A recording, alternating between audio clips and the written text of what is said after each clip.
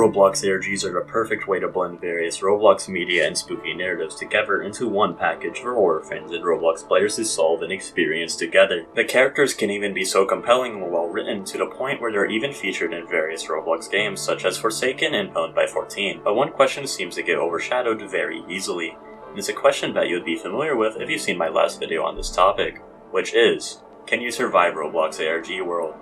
Hey everyone, RedRaz here, and today I'll be analyzing 3 more ARGs to see just how survivable they are. I'll quickly cover how I'll go about assessing these ARGs, but if you'd like, you can check out the last video for more detail. I'll be judging the ARGs with 3 rules in mind. 1. You must own a device that can run Roblox. 2. Don't intentionally destroy said device, and if it breaks, you must replace it. 3. Play Roblox at least semi-regularly. Here's a picture of the 0 to 10 scale I'll be using, ranging from not survivable to easily survivable. Without out of the way, let's dig into our first ARG, which is... Where do you think you're going, Jacob? You can't escape me!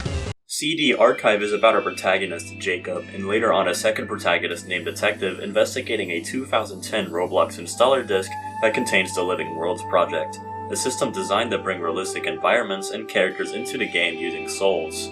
This project inadvertently summons a demon named Favre that haunts the game and our protagonists. I'll now analyze the abilities of Favre as well as the CD itself to determine how survivable it is. But before I do, you should note that I'm not including information from the What Could Have Been livestream, as I don't feel like watching it.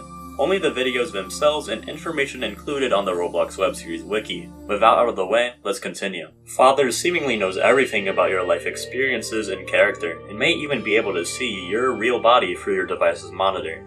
Due to the nature of the CD, his victims have seemingly become trapped within the CD. We even see what happened to the avatar preset that Jacob used in the second act after his death, and an NPC in the same act that behaves and moves in an almost human manner. Oh my god, it's you. You're that kid's friend, right? I think his name was Jacob.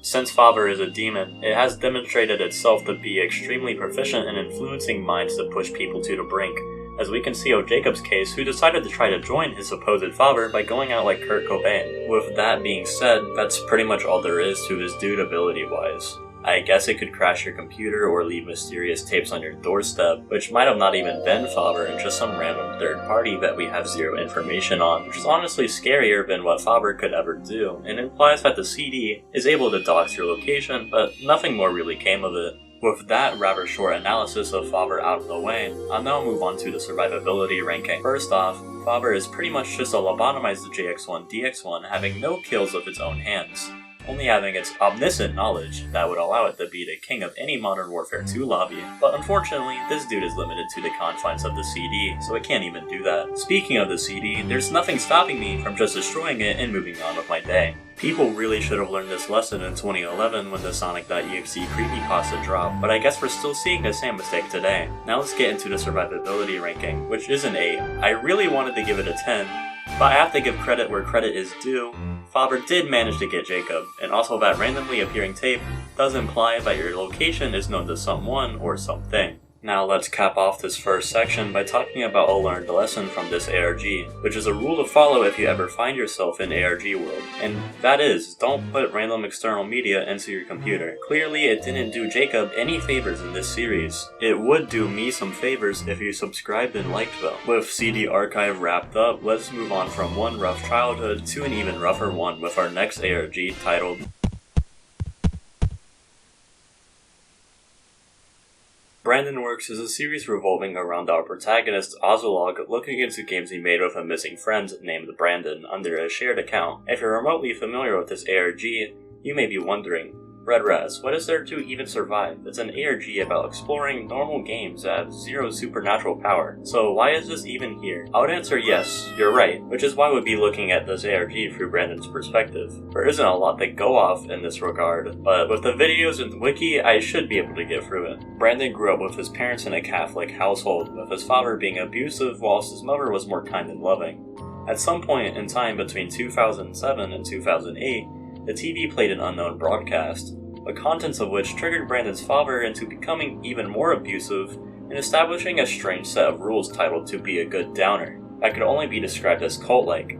In the video Update plus Last House Place versions, there's a private message near the end that implies that Brandon tried running away from home, and presumably after which any and all entrances and exits in the house were blocked off after Brandon either returned or was found, but I cannot be entirely certain if this is correct. Some other things worth mentioning about the house versions is that a shotgun was seen on the wall, which probably means that Brandon's father had one and Brandon's mother divorced and left Brandon and his father, leaving Brandon all alone. Throughout the last few videos, Brandon returned to the Roblox platform, although never appearing in-game and only making a new game with some updates. There's not too much to say about it other than a big sign that reads "Meeting good soon." The following video confirms that Brandon is now dead, concluding the series. With that information in mind, I'll now assess the survivability. If this was from Ozlog's perspective, this would be a piece of cake. But since it's from Brandon's perspective, this is not easily survivable. Mental mind games like we've seen in CD Archive is one thing, but the things Brandon experienced are significantly worse. Keep in mind that Brandon was quite young, around 12 years old at the time of his death, and experienced his father's abuse from even younger. I've read and seen enough papers on how childhoods like Brandon severely damage kids' mental health. Put yourself in Brandon's shoes from the moment of his birth to his last day. All that you know is the abuse, the suffering, and the abandonment. It's possible that Brandon could have escaped his father's cult and lived on, possibly even using the shotgun that's implied to be there, but given the age and the abuse, I'm gonna have to give this series a 2. Let me reiterate that this is from Brandon's perspective. If it was from any other person's perspective, like Ozlog's for example, it would be a 10. Now on to the learned lesson from this series, which honestly I had to think about for a while since having rough upbringings was already one of the rules I had for my last video, but I eventually did come up with one. That rule is don't have access to a TV in your household, because the whole Sundowner cult thing started when Brandon's father saw that unknown broadcast on the TV. Moving on from abusive figures like father and an actual father onto uncles instead, we have our third and final ARG, which is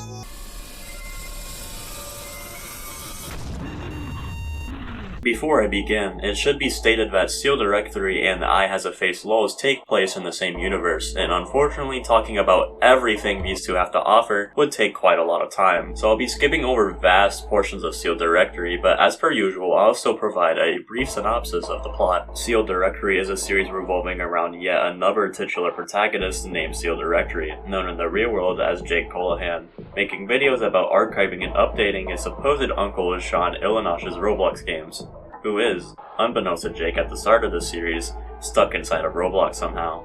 Throughout the rest of the series, we get glimpses on how Sean got his mind digitized by one of the antagonists, Medulla, and how Sean's presence affects the people that get too close to the truth. Now let's get into the specifics on what to look out for, starting with Medulla, the character that is responsible for Sean's death and digitization into Roblox, most likely by triggering Sean's epilepsy by using flashing lights. It also tortured Sean once his mind was in a digital hellscape, which is why the spawn halo is wrapped around Sean's head. But as far as I can tell, Sean is the only person it was able to kill, and in the latest video it suggested that this may have been done to break down Jake. This leads me to believe that Medulla has no actual abilities when it comes to straight up killing people, other than flashing some lights that won't work against most people. Medulla isn't the only threat though, because it seems that Sean himself also has more potential to be deadly, especially after Medulla started breaking his mind and spirit. In the video Midnight Sun, we find out that Sean may have either directly or indirectly put his own girlfriend named Rebecca in a coma that could cause her death in the real world if she doesn't leave somehow. Sean also talks about a plane of existence called nil space in the video that is built upon in other videos. Information on nil space is a little vague, and some information isn't important to include in this video, but it should be noted that characters that were digital monsters from the start or had their minds digitized are part of nil space and are referred to as nil instances, some of them being shown on screen. And looking into these nil instances puts you in a position where your being is somehow more susceptible to getting damaged or killed by these nil instances. The why and how I'm not sure of, but that seems like the case, and although it may not be directly tied to survival odds, Sean is able to overpower JX1, or at least I think Sean did. I'm not entirely certain, but if it's true, it does mean that Sean is possibly stronger than JX1, and if you've seen my last video, you know how dangerous I think he is. There may have been something I missed in regards to surviving this ARG, since it's quite complex, but I think I got everything, so I'll move on to ranking this ARG survivability. And if there's something important that I missed that you think is necessary, let me know in the comments. The Seal Directory ARG has a lot of threats to deal with, but thankfully one of them can easily be countered and the other can be avoided. Medulla, as I said before, was only able to kill Sean because he was epileptic, which made him an easy target. If you're not epileptic, I highly doubt Medulla would give you a run for your life, but Sean might be able to do that. I'm not entirely certain of his full capabilities, but he did put one person into a coma which digitized their mind in the process. That being said, there's still a way to escape as long as your physical body still lives. I'm not sure how to escape, but it does exist, which does affect my survivability ranking for the ARG. It should also be noted that since Medulla and Sean are both nil instances, as long as you stay away from anything nil space related, being ghost characters or funky looking Roblox places you didn't make, you should be good. That being said, I still don't know what Sean is fully capable of, and it's possible that Medulla can make him significantly more dangerous once it breaks him down fully. So I'll be giving this ARG a survivability rating of 6. You have to live with caution at almost all times, but as long as you do, you should be good to go. And now for a few lessons learned from this ARG. First off, God forbid you're epileptic, because if you are, you're now an easy target for basically every single Roblox ARG monster ever made.